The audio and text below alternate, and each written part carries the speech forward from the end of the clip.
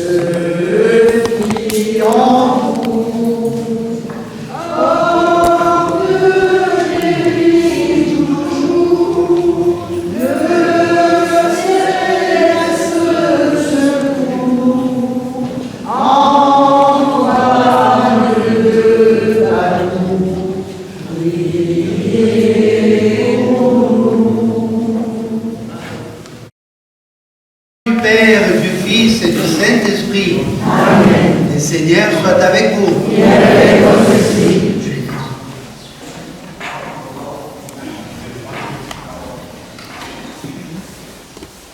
C'est une très grande joie de recevoir, bien sûr, les reliques en ce jour de Saint Antoine de Padoue.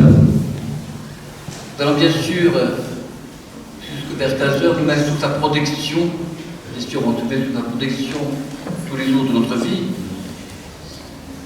mais aussi demandons à Saint Antoine, dans le plus profond de notre cœur, que règne la paix en Corse, la paix dans nos familles, la paix dans le plus profond de notre cœur.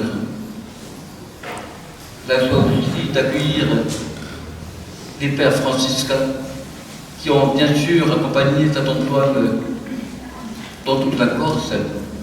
Merci beaucoup pour votre participation. Vous venez de Saint Antoine de Padoue, peut-être. Ah, le père va nous donner un petit historique tout à l'heure. En tout cas, merci beaucoup. Puissions-nous entrer dans cette célébration avec foi et avec amour pour notre Seigneur.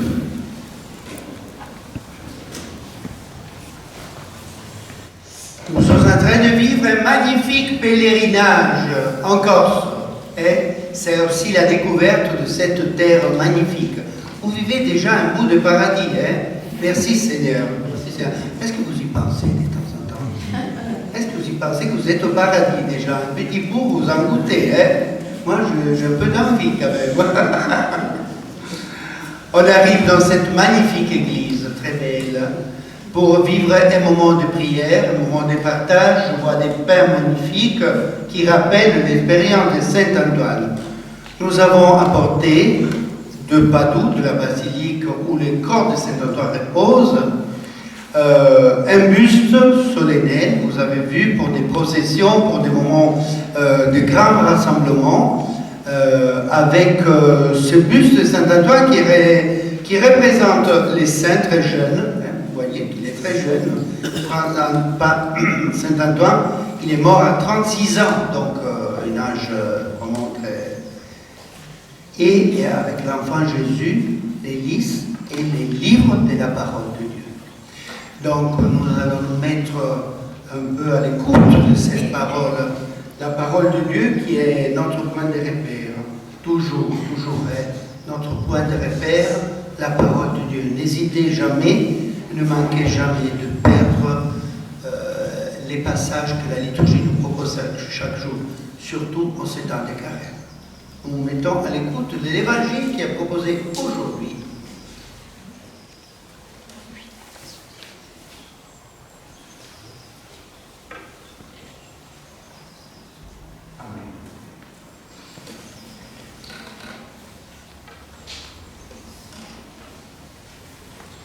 Ta parole, Seigneur, est vérité, et ta loi est délivrance.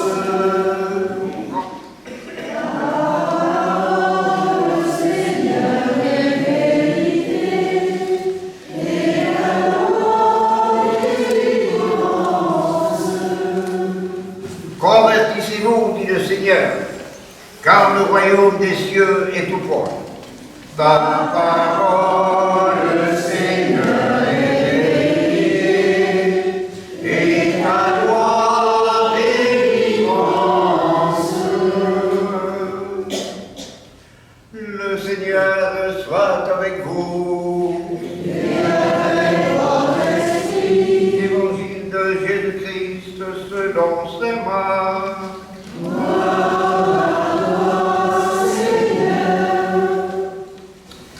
En ce temps-là, un scribe s'avança vers Jésus pour lui demander « Quel est le premier de tous les commandements ?» Jésus lui fit cette réponse « Voici le premier. Écoute Israël, le Seigneur notre Dieu est l'unique Seigneur. Tu aimeras le Seigneur ton Dieu de tout ton cœur, de toute ton âme, de tout ton esprit et de toutes tes forces.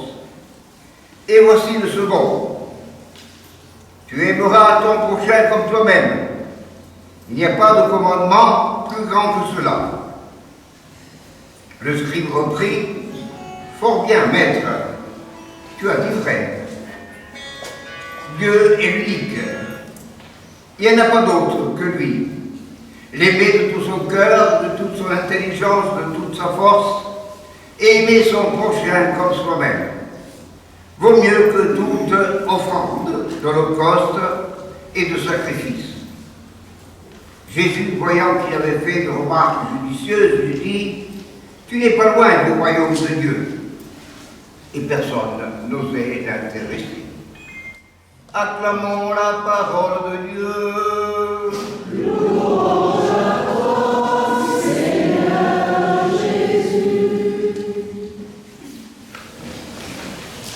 Une parole magnifique, celle que la liturgie nous propose aujourd'hui. Quels sont les commandements les plus importants? Quel est le commandement le plus important? Est-ce que ce récit d'évangile touche notre cœur? Est-ce que vraiment ce commandement est le plus important pour nous dans notre vie? Écoute Israël, le Seigneur notre Dieu est l'unique Seigneur. Tu aimeras le Seigneur ton Dieu de tout ton cœur, de toute ton âme, de tout ton esprit et de toute ta force. Et le second, tu aimeras ton prochain comme toi-même. Nous faisons faisons résonner dans notre cœur cette parole. Est-ce que vraiment le Seigneur Dieu est tout pour nous? que Dieu est le tout de notre vie? Pas qu'en parole, en idéal, c'est très facile, mais concrètement, dans la vie quotidienne, quand on vit des moments de joie, et aussi quand on vit des moments de douleur, de souffrance, de peine, d'angoisse, de doute, est-ce que le Seigneur est mon Dieu? Est-ce que je permets au Seigneur, notre Dieu, mon Dieu, de rentrer dans ma vie, de me laisser prendre dans ses bras, et me laisser porter par sa parole et par sa volonté? Que ce ne veut pas dire que notre volonté est un péché, c'est un choix libre. Choisir de vivre une vie chrétienne à l'écoute de la parole de Dieu, c'est un choix libre. Après, évidemment, la parole de Dieu nous engage à vivre d'une certaine manière. Et là aussi, à choisir. Ce qui a fait Saint Antoine de Padoue. Tout petit jeune, Fernand, s'appelait Fernand, au Portugal, à Lisbonne. Un petit garçon, un jeune adolescent, un jeune qui va grandir. Et il arrive à la maturité, et à 36 ans, il meurt. Donc vous imaginez un temps de vie si court, 36 ans, c'est pas énorme, mais il a accompli des choses énormes et magnifiques. Tout d'abord, il a dit oui au Seigneur. Il a dit oui au Seigneur face à cette parole. Tu aimeras le Seigneur ton Dieu de tout ton cœur, de toute ton âme, de tout ton esprit et de toute ta force. Antoine a vécu ça. Antoine de Padoue a vécu ça. Il a dit oui au Seigneur. Donc en grandissant, il a fait des choix, bien sûr. Il a pris ses positions, il a trouvé la direction de sa vocation. Il rentre chez les chanoines, les agostiniens, et donc il devient prêtre. Et sa vocation, disons, l'Esprit du Seigneur les porte donc à la prêtrise. Mais ce n'est pas encore le but de cette reconnaissance du Seigneur qui travaille dans notre vie et qui nous dit, mais allons plus loin, allons plus loin. Antoine est appelé à aller plus loin. Très jeune, il a la possibilité de rencontrer deux frères franciscains. On est au Moyen-Âge, donc il n'y avait pas un système de communication tel qu'on a aujourd'hui. Il n'y avait pas Internet pour se comprendre. Et alors que nous, avec les téléphones, avec Internet, voilà, c'est un coup d'œil des informations qui nous arrivent. Il comprend que ces frères franciscains venant d'Assise, ils s'étaient engagés à aller missionnaires au Maroc, pour arriver même jusqu'au martyre, l'expression suprême du don de soi à Dieu, donner sa vie pour les seigneurs. Antoine s'est dit, mais c'est ça que je veux, c'est ça dont le Seigneur m'appelle. Allez moi aussi, missionnaire, annoncer l'évangile dans une terre étrangère, une terre qui ne connaît pas notre Seigneur Jésus-Christ. Et donc il s'engage à partir. Il rentre chez la communauté des frères franciscains au Portugal et il part au Maroc. Mais encore, la volonté du Seigneur n'était pas aboutie à ses choix. Antoine dit oui, tu aimeras le Seigneur ton Dieu de tout ton cœur, de toute ton âme, de tout ton esprit. Il dit oui. Et donc, il arrive au Maroc, il tombe malade. Il ne peut pas continuer son voyage, il faut revenir chez soi. Empêcher de continuer, impossible.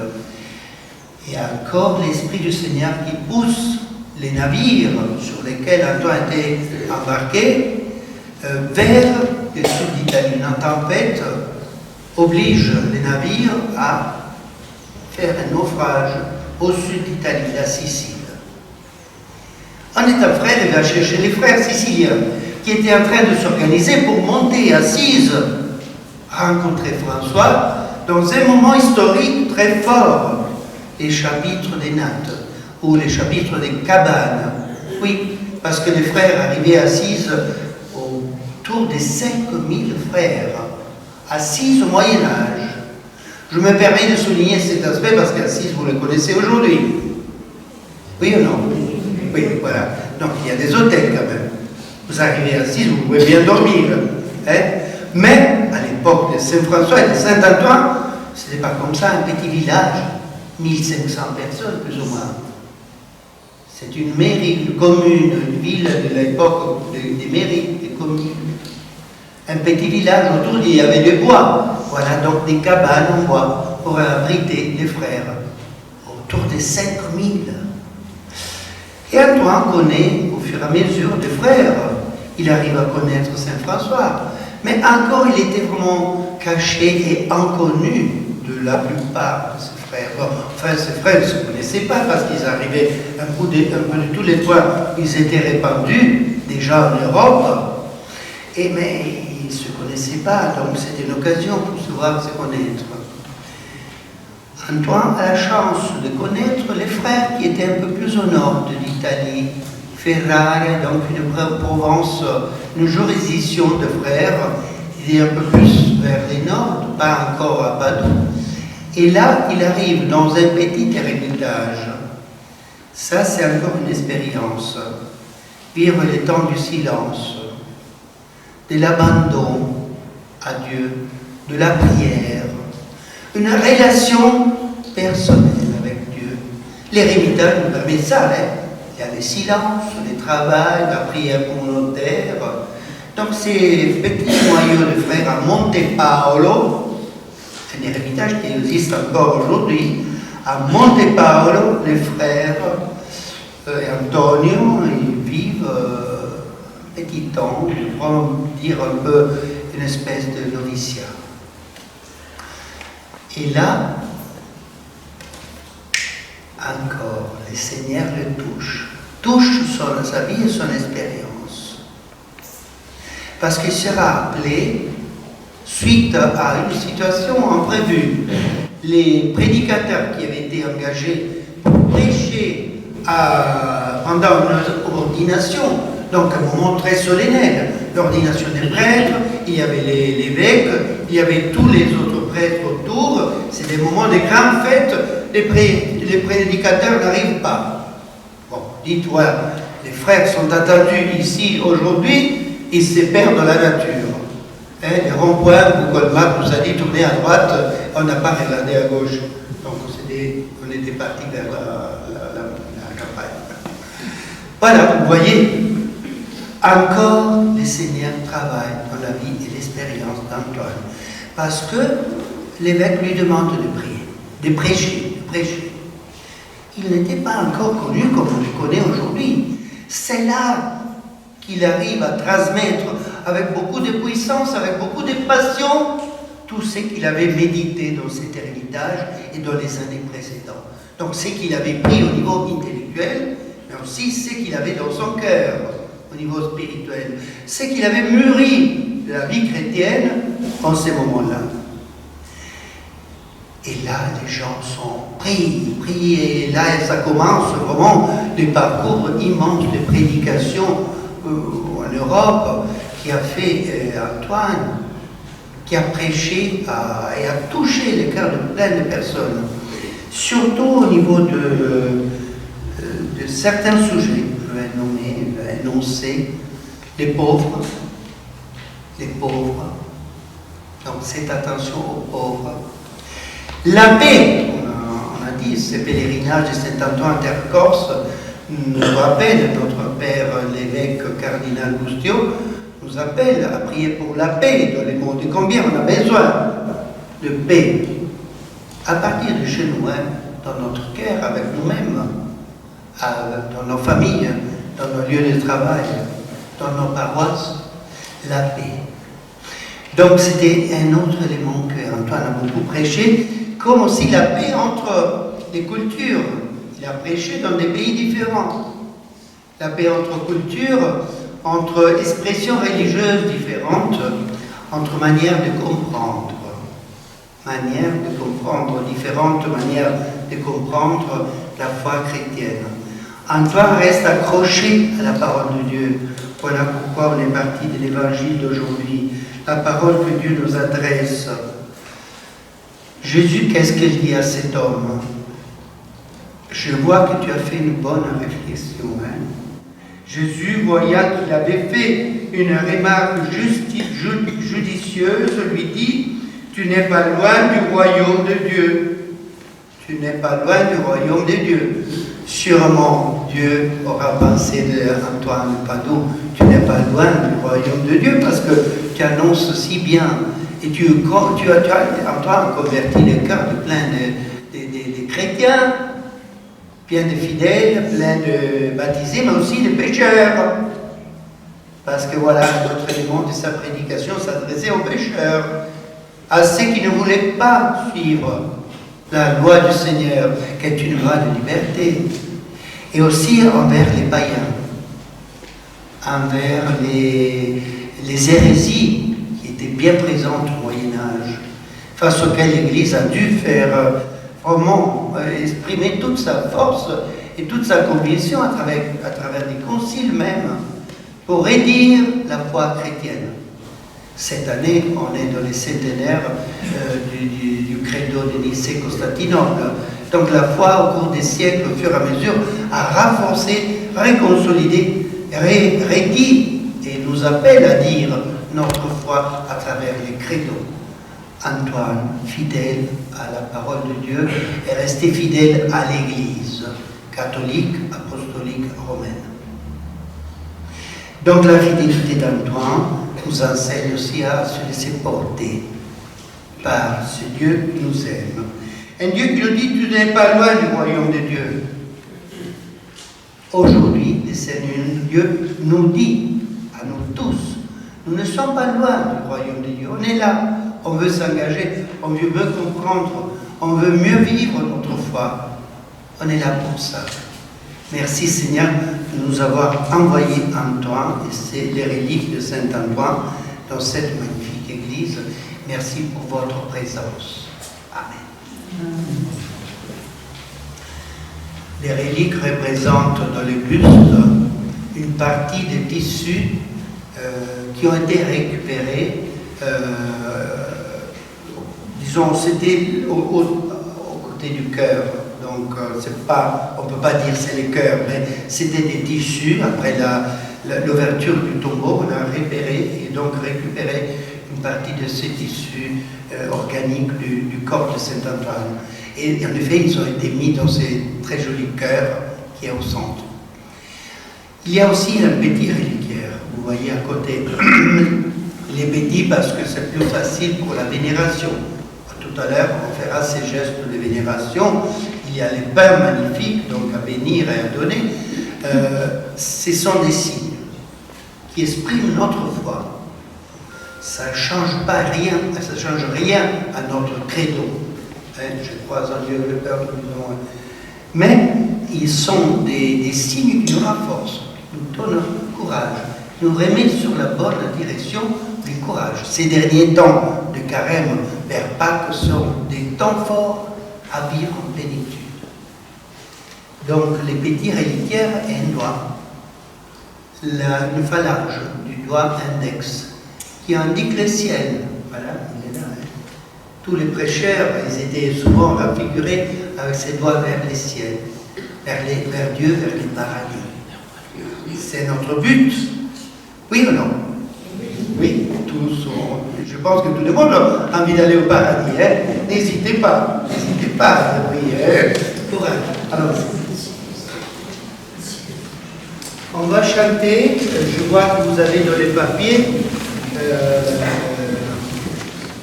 Mais c'est tout donné, magnifique. Dans la deuxième page, vous avez les chants, mais c'est tout donné. C'est très bien. Entre-temps, il ne faut pas se distraire. On va passer des enveloppes. Ce n'est pas la quête. Ce n'est pas maintenant l'argent. Tout à l'heure, vous verrez. Et il sera demandé pourquoi. Ça explique pourquoi. Cette enveloppe a en soi une image de Saint Antoine avec une prière. C'est pour vous. Ça, vous la gardez. image est pour vous. Mais il y a aussi un papier sur lequel on vous invite à écrire votre intention de prière. C'est que vous voulez demander à Saint Antoine. Donc vous avez les temps, cherchez des stylos dans les sacs.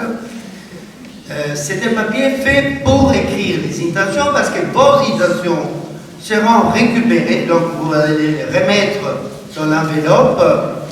On les récupérera tout à l'heure. On les amène à Padoue.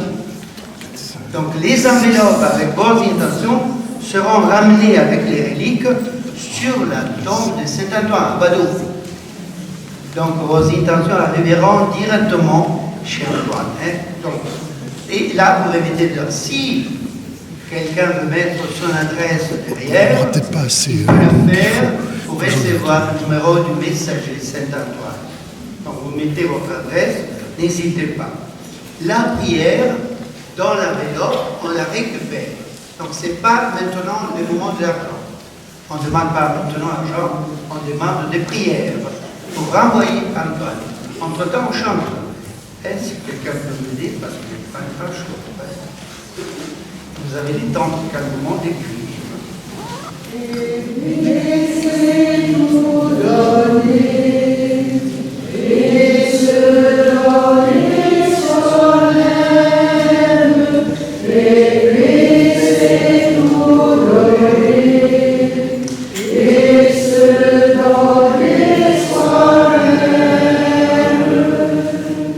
Dieu a tant aimé le monde, il lui a donné son Fils, et laissez-nous donner et se donner soi-même, et laissez-nous donner et se donner soi-même. Aimez-vous les uns les autres comme Dieu vous a aimés. Et laissez-nous donner et se donner soi-même. Et laissez-nous donner et se donner soi-même. Aimons-nous les uns les autres, le premier de nous aimants, et laissez-nous donner et se donner soi-même, et laissez-nous donner et se donner soi-même.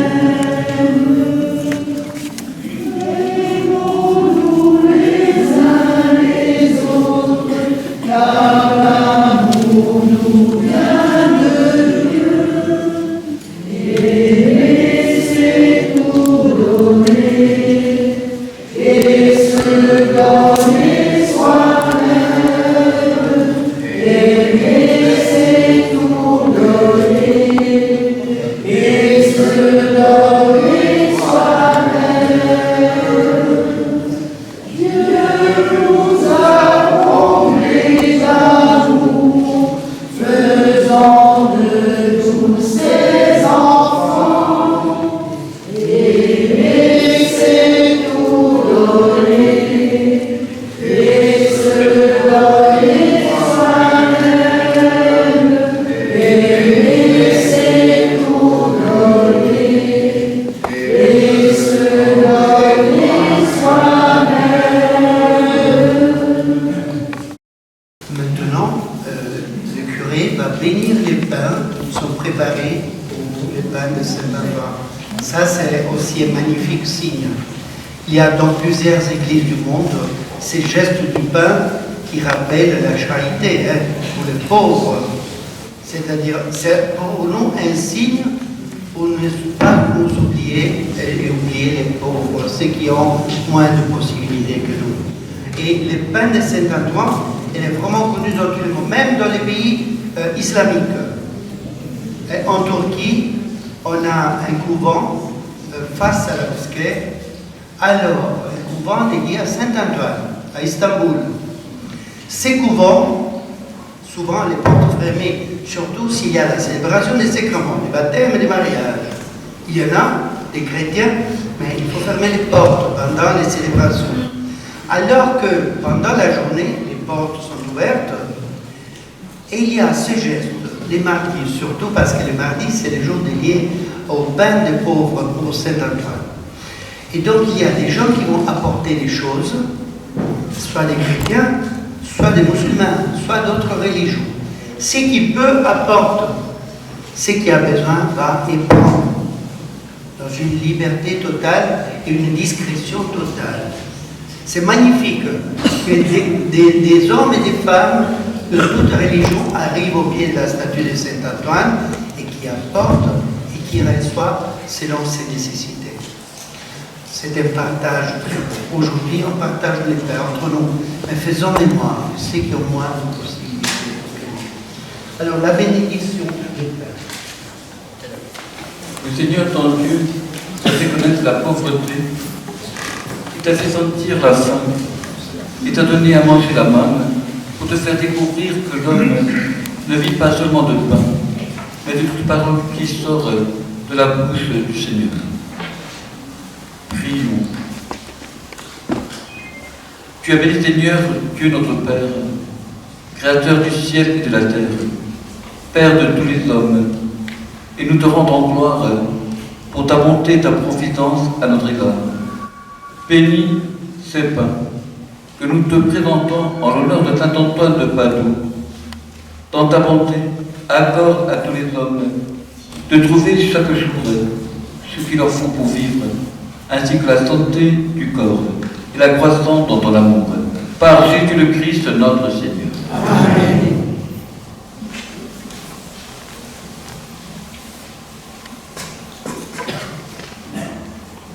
Or, à la 3e page de votre feuille, au fond, il y a prière à Saint-Antoine. Prière à Saint-Antoine, 3e page de la feuille, au fond, on la fait tous ensemble. Hein? Et à un moment donné, c'est prévu une petite pause parce que chacun puisse mentaliser, dire sa prière. On va commencer tous ensemble.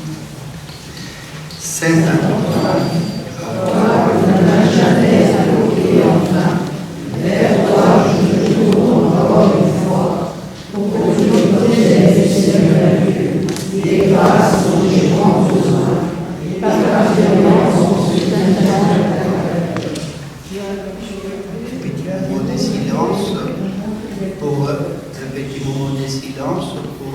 Que chacun puisse concrétiser dans sa pensée, dans sa tête, ce qu'il veut demander à l'intercession de Saint-Antoine.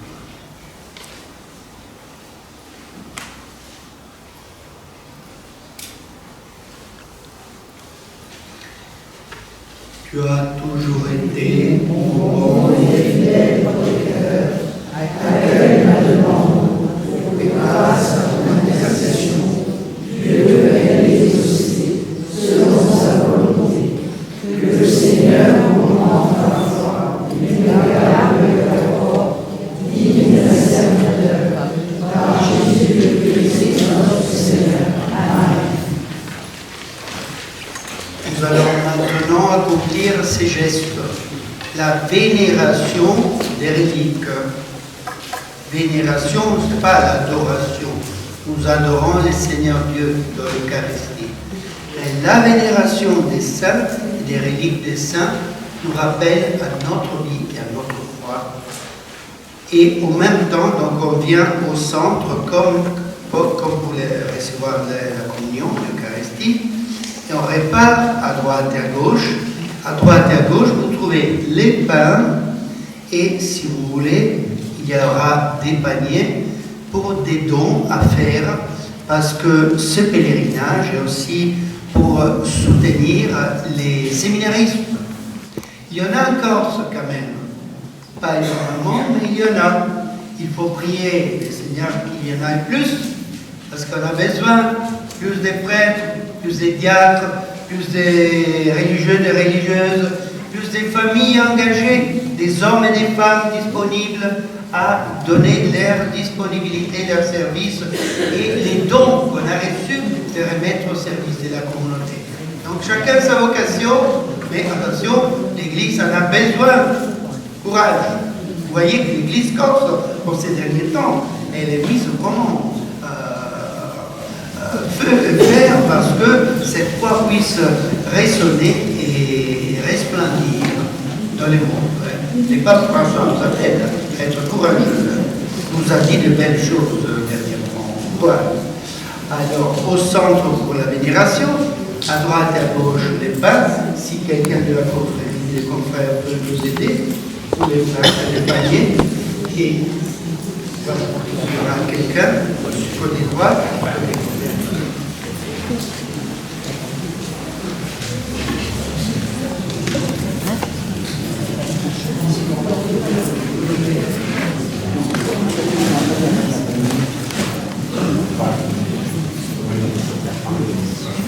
Alors, on vient vers les centres, vous pouvez soit toucher, soit faire un bisou, vous voyez, comme vous les faites.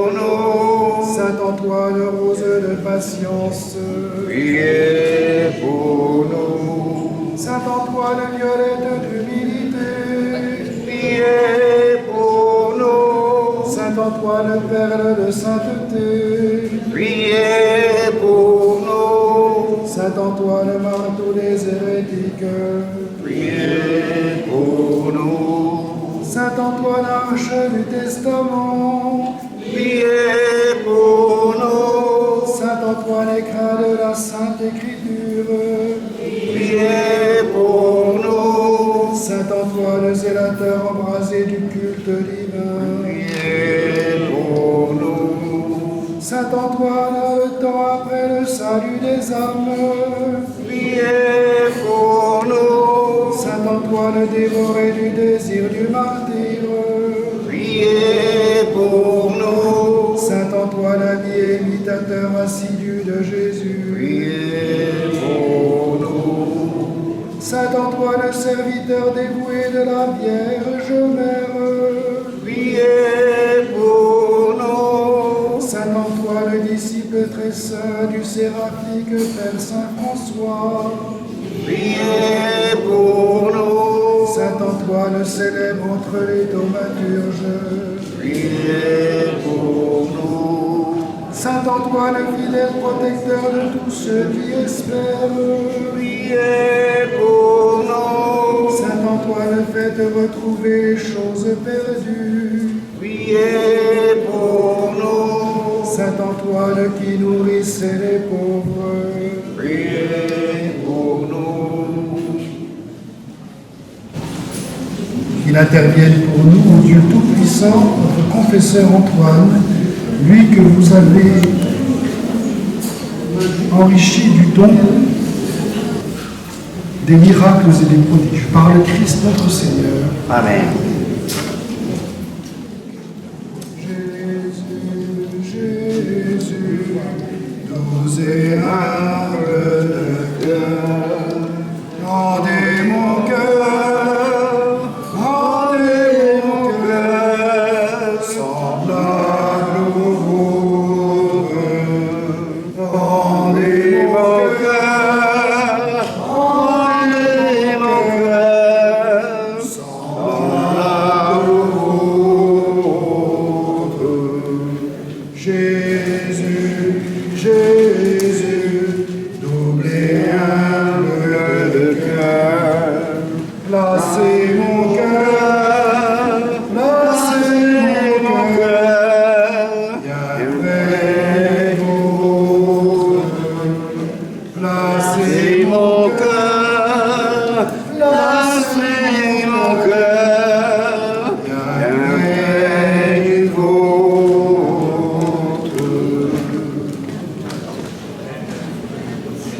Jésus, Jésus, doux et humble de cœur, prenez mon cœur, prenez mon cœur, qu'il soit bien vôtre. Prenez mon cœur, prenez mon cœur, Yahvé vôtre. Jésus, Jésus, humble de cœur, brûlez mon cœur, brûlez mon cœur, feu vôtre. Brûlez mon cœur, brûlez mon cœur, au feu vôtre.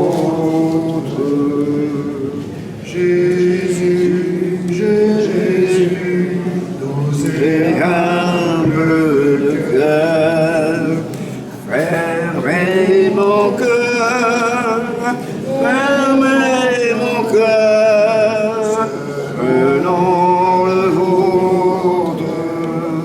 Fermez mon cœur, fermez mon cœur, prenons le vôtre. On a terminé la vénération. Attendez, les reliques vont rester encore. Attendez-moi, on pourrait prendre notre place. Les reliques resteront là encore un peu. Alors vous aurez encore le temps de prendre des photos. Les pains, il y en a encore beaucoup, hein, vous pouvez prendre. N'hésitez pas pour vos amis, pour les malades. Pour les malades, hein, attention, vous pouvez vous servir des pains, les apporter aux malades. Les pains, c'est pour manger, hein, maintenant, ou à midi, ou ce soir, quand vous voulez. Les pains, vous pouvez vous en servir encore, sont là, il y en a beaucoup. Pour les malades, surtout. N'oubliez pas les personnes qui n'ont pas eu la possibilité de venir. Et on va maintenant bénir tout le monde avec les reliques. Donc je ferai une bénédiction solennelle pour vous, pour vos familles, pour vos amis et pour tous ceux qui vous portez dans le cœur, dans votre prière. Le Seigneur soit avec vous. Et avec votre esprit. Que Dieu Tout-Puissant vous bénisse, vous garde, vous protège, qui garde vos familles, vos amis, toutes les personnes malades et les paroissiens et ceux qui vous entourent dans la foi et pour tous ceux qui ont besoin d'être soutenus dans les faiblesses et les difficultés de la vie, à l'intercession de Saint Antoine, que Dieu Tout-Puissant vous bénisse, les Pères, les Fils et les Saint-Esprit.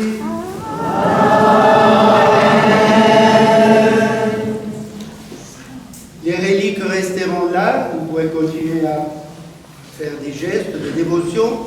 On vous en prie de ne pas trop toucher, faire attention qu'elles ne tombent pas. Allez dans la paix du